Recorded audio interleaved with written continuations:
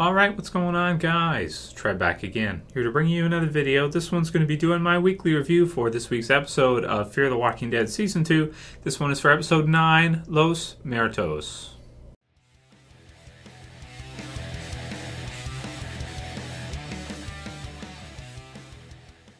And spoiler warning, if you guys have not seen this episode yet, you'll want to watch it before watching this review. That said, there isn't much to spoil. So in this episode, Los Muertos, we see the two locations. We haven't caught up with Chris and Travis yet, but we know in episode 10 we're going to at least see what's going on with them and get some kind of an idea.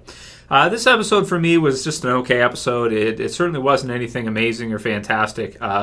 There's some cool things that are in it, like the zombies falling off the out of the hotel rooms down onto the ground, and then kind of like breaking parts of them, and then kind of getting up. So that was pretty cool. That's something from it. Some other pretty cool takeaways. The Abigail is gone. It's been taken, which I was a bit surprised by that. That kind of was a pretty good twist, because now, of course, they're kind of stranded. Okay, they're stuck in Mexico.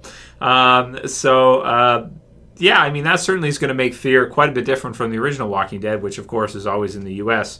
And now it looks like with Fear, they may be staying in Mexico long term. I mean, we'll have to see how long the series lasts. We know it's got a Season 3 coming, and we'll see if it gets a Season 4. But at least for now, it looks like, unless they find some way to do it, they're stuck in Mexico, which is definitely different, than the original Walking Dead, and it has some interesting things about it. Definitely has a different landscape, and we got to see some of that in episode 8, which I did like grotesque. I thought it was a nice artistic episode. This one for me is, because you're seeing both things happen, and the episode, it's not like, okay, let's compare it to Game of Thrones, where with Game of Thrones, you have a lot of different locations, and you have different groups and different things happening in each one.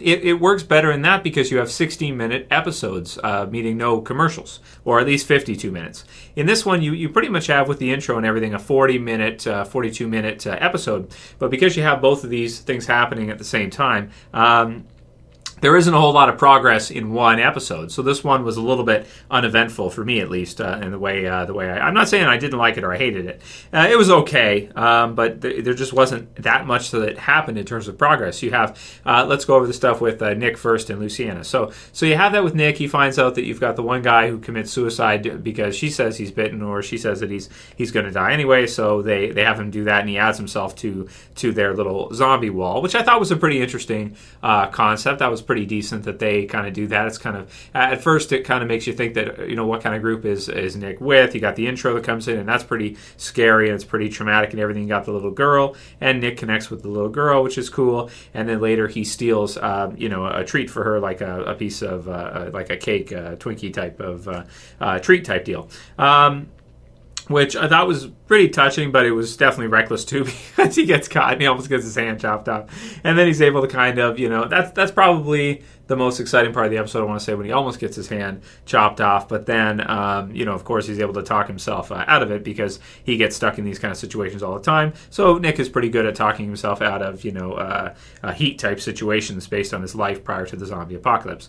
So you have the stuff with him and Luciana, and it was okay. Is okay. It's cool to see the new gang. I like that. I liked how they have like a shopping center, which is kind of neat, and they have like a trade system, which is kind of something that Rick and the others are even looking to set up in the original Walking Dead. So it's kind of like, even at the very beginning of the zombie apocalypse, this Mexican gang has been able to set up kind of a trade system that Rick and the others in the Walking Dead aspire to eventually get to, something like that. Of course, probably more fair, and the gang and Mexico kind of, I'm assuming, getting the better end of most of their deals due to their physical prowess, their strength, their guns and everything they have, and nobody wanting to mess with them.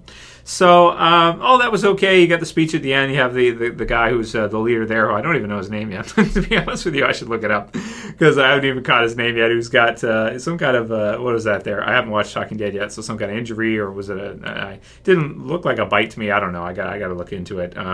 So there's that. So that's the one group, and that's pretty much everything that happens with Nick in the one spot. For me, it's all okay. I'm a little bit indifferent on it. I don't really, I don't really care too much about it. It's okay, I guess. It's not fantastic. It's not horrible. It's just, it's there. It's all right. So that's the stuff with Nick and what's going on with him. This is okay.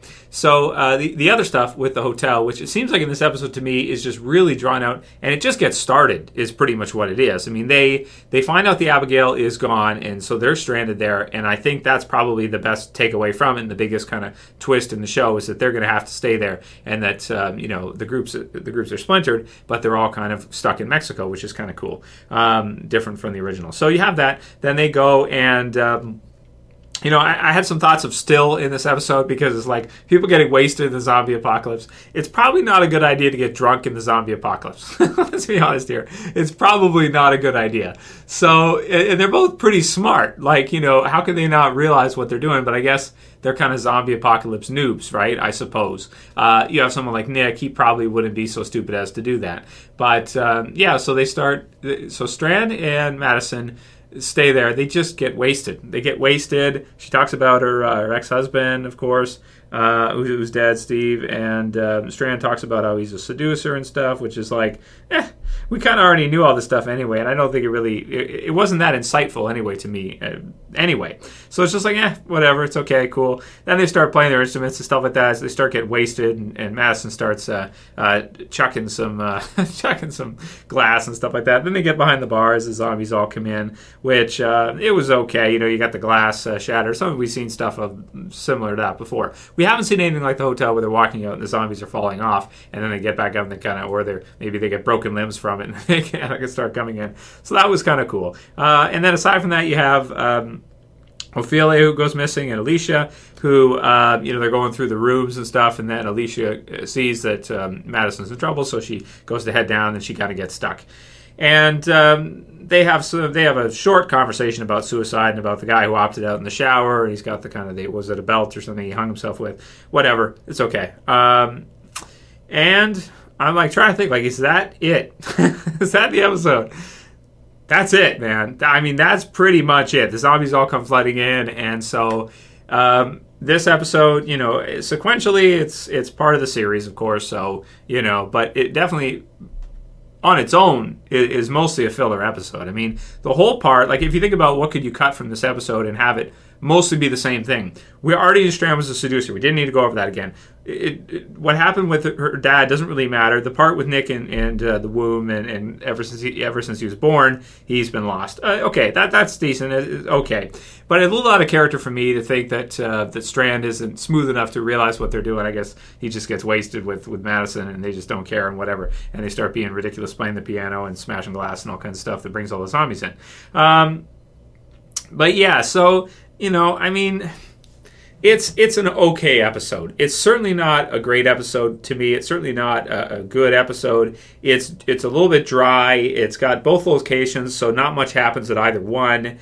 And it's kind of like an in-between. It's a new setup type of episode for, for some new things to happen. And we had some pretty fast-paced episodes in the first half of Fear, which is a different kind of, a little bit different than what I'm used to. And the Fear mid-season finale was actually pretty big, right? It was really good. So with the fire and everything, and Daniel and all that, and all the craziness that was happening. So the first half was really good. The second half, after these two episodes, I say, is off to a little bit of a slower start. I liked episode 8 stylistically, grotesque. This episode, it's just kind of like a filler episode to me. I mean, there's a few things that happen, but certainly you wouldn't think that they would fill out 42 minute episode with commercials. So I'm going to give it a 7.2, one of my lower scores for Fear, because at least with episode 8 it had that some artistic themes and had some cool stuff with the whispers and stuff like that. This one just has the Abigail leaving. They're starting to get going at the hotel. Will they leave? Will they stay? We'll have to see. And Nick is finding out a little bit about this gang. We got a little bit of insight there, but holy cow, pretty slow pacing for this episode. So next I'll do my predictions video with you guys, and of course a Q&A for this week. Predictions video will be up in about an hour. And you guys can write your comments below. What did you think about the episode? Did anybody love the episode? Or everybody is kind of, just like me, sort of like, it was okay, maybe a lot of people bored with it. I did yawn twice during the episode, and I'll admit it, I yawned twice. So that's not good. That's not a good thing. This one felt like it felt like a human drama. with a few zombies here and there. That's it. It didn't feel like a zombie apocalypse. It just felt like a human drama, really, because especially the conversations and stuff that went on long, a lot of dialogue. It didn't really do much for me. So, yeah, definitely not the best episode Fear has had, but whatever. It's okay. You know, it's part of the series. They're doing 15 episodes, so I understand. It is what it is. Hopefully, next week's episode 10, will be better. We'll have to wait and see how it goes. So write your comments below. Let me know what you guys thought about the episode. If most of you are like me, or if some of you loved it and think I'm totally crazy, then write your comments below. I don't know. I've had kind of a depressing weekend, so it's possible maybe it's just me. I'm not sure. But write your comments below. Let me know what you guys think. And check back in an hour for the predictions, as well as send me any questions for the Q&A this week for Fear. If you guys liked this review, please don't forget to thumb it up, guys. You can also share. You can also favorite. And if you're new and you want to subscribe, bottom left to subscribe for more Fear the Walking Dead reviews. That's it for this week's review, guys. See you soon for the predictions and the Q&A. So I was just Trev, and I'm saying peace. Later, guys. See ya.